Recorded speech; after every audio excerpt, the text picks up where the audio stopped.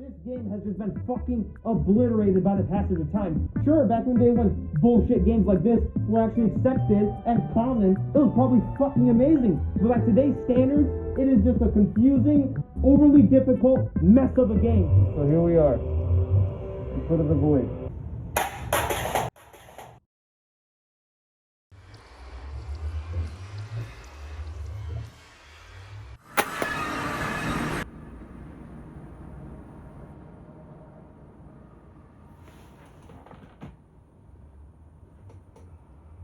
What the hell's going on down there? Void, I swear to God, if you want to be fed again.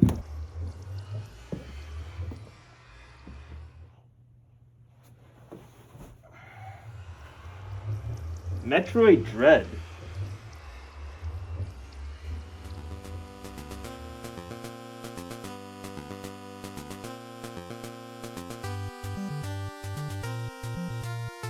Oh god, please be better than the first one.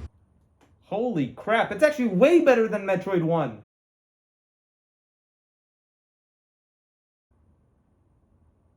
Even if it's on Nintendo Switch. Metroid is now 35 years old, and I suffered through that torturous first game and made a video explaining how it held up like 35-year-old milk. And my reward for all that pain is this beauty. Metroid Dread, the finale of the 2D Metroid franchise, started all those years ago on the NES, and I think it's safe to say that they ended things off on a high note. Now, I've never played Super Metroid, even though I probably should, or Metroid Fusion, even though I literally own it. And because I've never played those, I've also never kept up with the Metroid lore, which basically means I don't know what the fuck is going on in the story, except for what's happening in the ending, but I won't talk about that because it's spoilers. And if you're the same as me and aren't caught up, well, don't worry too much, because the beginning of the game gives you some spark notes about what happened before, which definitely helped, even if they were presented in the most boring way possible. But from what I understood of the story, it was pretty good and entertaining, but I can't speak for the hardcore fans for sure.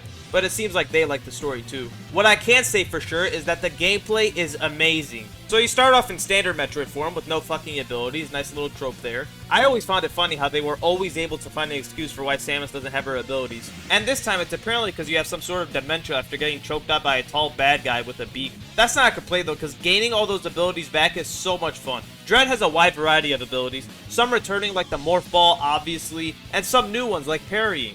When an enemy glows white, you can parry them by clicking X at the right time and one-shotting them. It's an excellent system that's really rewarding, but a little too easy because the game gives you a lot of frames to work with. There are some more new abilities, but I won't get too in-depth just in case some people want to avoid spoilers.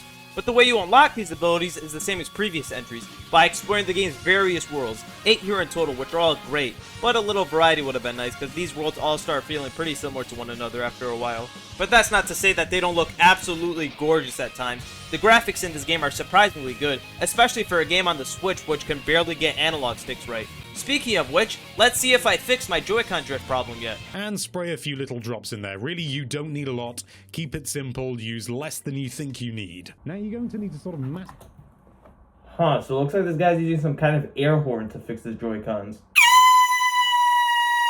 The level design here is top notch. They all connect in so many cool and intricate ways. And as always, they'll cut off certain sections until you're upgraded properly, which can be annoying as fuck sometimes. Nothing will ever piss me off more than spending 20 minutes to get to the other side of the map to see if there's an upgrade over there, only to be met with a heat stroke. And what's even worse is spending hours searching for an upgrade that doesn't even exist. I swear some of these upgrades do not exist. Once you do find them, they're used in creative ways throughout the world, especially the Shine Spark, which I swear has some of the most irritating challenges ever.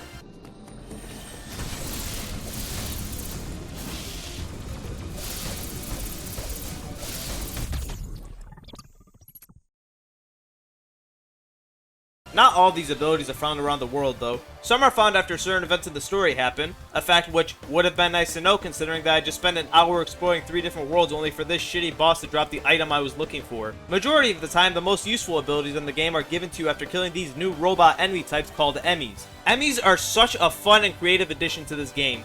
Each of the worlds has their own dedicated section where an EMMI is roaming, and entering these areas of the map can genuinely be tense, because if an EMMI catches you, more often than not, it's the end of your life. Sure, you do have a chance to parry an EMMI when they catch you, and when I say a chance, I mean a split second. But actually successfully parrying these guys is satisfying as fuck. and near the end I was actually able to do it somewhat consistently.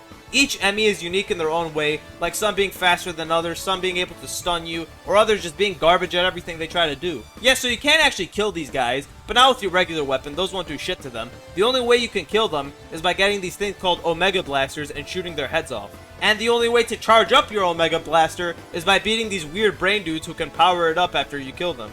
The brain guys are kind of a cool boss, but they're overused so much that it gets boring after the third or fourth time fighting them. And honestly, that's the problem with a lot of this game's bosses. They're overused like crazy, which is a shame because this game has so many great bosses, but they kind of get overshadowed by all these reskins. In total, this game has 10 bosses, not counting the EMMIs, and they're a mixed bag. We start off strong with Corpius, who's this weird scorpion dude and such a fun fight, and learning its mechanics and its weak points is so satisfying. And then you move on to Kraid, who's apparently a Metroid staple, but I'd never heard of in the first Metroid game because I'm dumb. Kraid's fight is awesome in this game, and honestly probably one of the best. Even if his first phase is just a little bit too easy, they make up for it because these stupid ass meatballs in his second phase are so fucking annoying. Then shit starts to slow down with the robot Chozo Warrior. This boss fight is actually really cool. They're lightning fast and barely give you any time to breathe, and finally beating them is really satisfying. I really like this boss. The first time. Not the second, but the first time. But if that wasn't enough, here's two of them. I hate this fight. Once you figure out how to beat these guys, it's actually fairly simple. But when you first enter, good fucking luck. But hey, if fighting them once wasn't bad enough, why not a second time? But if you thought that was a lot, say hello to the Chozo Warrior, who was reused not one time, not 2 times, not 3 times, not 4 times, but 5 fucking times. It became a joke. They might as well have become a normal fucking enemy if they're gonna reuse them that much. Sure, their movesets are changed up a little bit, but that doesn't fucking warrant them being reused this many goddamn times. I won't spoil the rest of the bosses, just know that they're fucking cool as hell except for this one, they're lame. And that final boss battle and the entire ending sequence was fucking amazing. So we want to really reaffirm, do not use lithium grease, do not spray lithium grease into your Joy-Con. Holy lordy, do not do that. This is merely for demonstration. Oh, that's not an air horn. This guy's using something called Wada 40 to fix his Joy-Cons. Alright, back from the store. Now, he said to get this spray inside this analog stick, so I'm just going to try to do that here.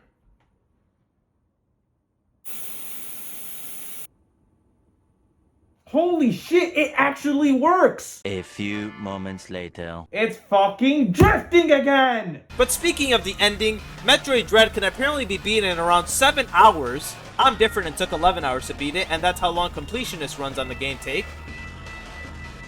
I wasn't trying to be a completionist and only found 56% of the items. I'm just garbage. But that brings up the valid question. Is Metroid Dread worth the $60 price tag? Now, usually, I would say no, because to me, a game should have around 15 hours of content to warrant a full price tag. But Metroid Dread, the game is so much fun that honestly, I can see the argument that a $60 price tag is warranted.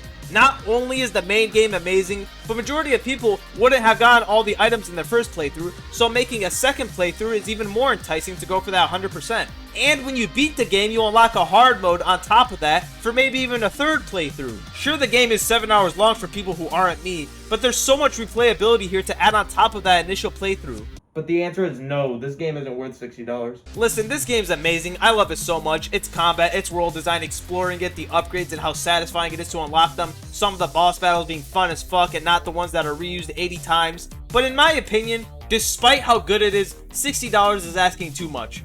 For a game which can ultimately be beaten as fast as a Call of Duty campaign, which has shit like multiplayer on top of that, I just can't recommend this game to everyone for $60. At $30, no doubt, this game is worth that. At $20, fucking take it and run with it. But this is Nintendo we're talking about, and Nintendo putting their games on sale is almost as rare as Madden getting actual innovation. Nintendo and sales don't happen. Those two words might as well be in separate rooms, maybe even separate planets. We're talking about a company who made a remaster of a 10-year-old game full price. Do you really think Metroid Dread is going to go on sale? If you're a fan of the Metroidvania genre, then maybe this game is worth $60 for you, but definitely just find a way to play it because you will love it. Maybe buy it pre-owned in a few years, or borrow it from a friend, or you could try emulating it. Kotaku said the game's running well on emulators. Leave it up to Kotaku to promote piracy. All in all, Metroid Dread is definitely an amazing game, and you should definitely play it, just maybe not for $60. Huh, so the internet's saying that a fucking piece of cardboard will fix your Joy-Cons. I don't have cardboard anywhere. Maybe I have some in the other room. Cardboard. Cardboard. Cardboard. Cardboard.